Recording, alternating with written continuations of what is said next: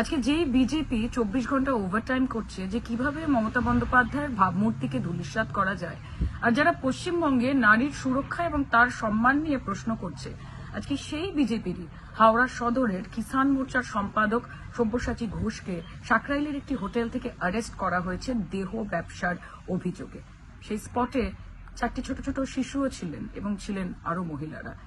আমি বিজেপিকে বলতে চাই যে হিন্দিতে একটা কথা আছে যে दूसरों के ऊपर उंगली उठाने से पहले अपने गिरेबान में झांक के देखो।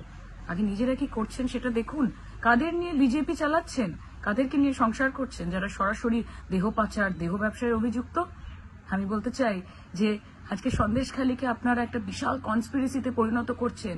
আপনারা ফোনে ফোনে প্ল্যানিং করছেন যে কিভাবে তাকে সিঙ্গুরের রূপ দেওয়া যায়, কিভাবে তাদেরকে নন্দীগ্রামের রূপ দেওয়া যায়। কিন্তু মাথায় রাখবেন, পশ্চিমবঙ্গ তথা কলকাতা মহিলাদের জন্য সব থেকে সুরক্ষিত। সেটা পশ্চিমবঙ্গ সরকারের ডেটা বলে না, সেটা আপনাদের ভারত সরকারের ডেটা বলে।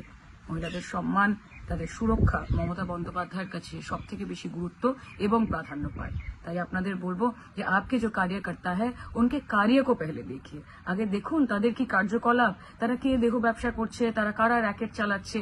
আগে নিজেদের মধ্যে সংশোধন আনার চেষ্টা করুন, তারপর তৃণমূল কংগ্রেসের দিকে আগুন তুলবেন।